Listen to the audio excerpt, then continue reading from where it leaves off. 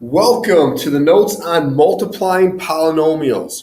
We're going to take the properties of exponents and use those to be able to multiply these polynomials. So let's get right to it. All right, it says use the distributive property to find the product. Okay, so remember that distributive property. That's where we have to distribute to each term inside the parentheses. So what I like to do is I like to rewrite this first one, just so you can see exactly what's happened. I'm going to take the negative 3x squared. I'm going to times that by 5x. That's the first little loop here. All right. Then I'm going to take the minus 3x squared, times it by the 6x. And then I'm going to take the minus 3x squared and times it by the last term, which is, again, this minus 1. And then I'm just going to multiply those together using our properties of exponents and combine like terms, which we know how to do. So negative 3x squared times 5x squared, that's negative 15. X squared times x to the first is x to the third.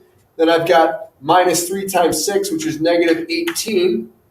Then I've got an x squared times x, which is going to be x to the third again.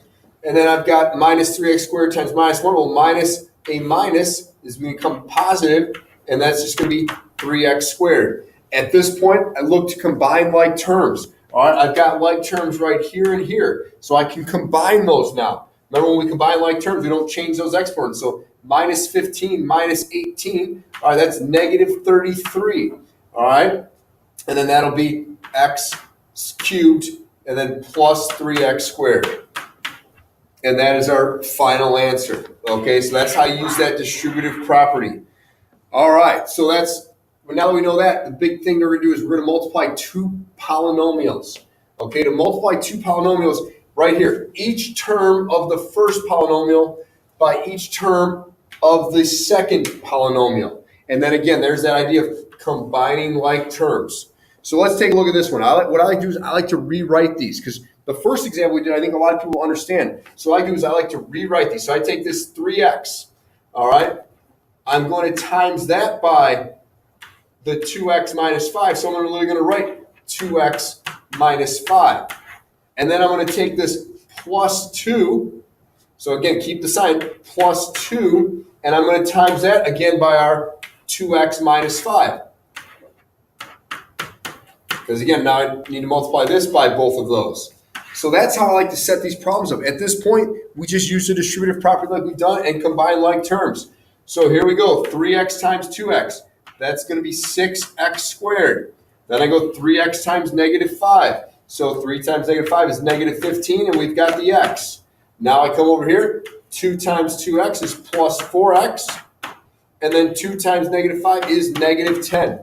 Again, remember to combine like terms. And you can see right here, I've got a minus 15x and a 4x, so I can combine those. So we always write in descending order, so there's our 6x squared, minus 15 plus 4 is negative 11x, and then we've got our minus 10. So there is our final answer. Okay, and that's how you multiply two binomials. Two more examples I just want you guys to take a look at. This one right here, all right? 2x minus y squared. Remember, something squared, let's say a squared, is really, all right, a times a. So when we're squaring this quantity, we can't just distribute the exponent. We literally need to write it as 2x minus y times 2x minus y.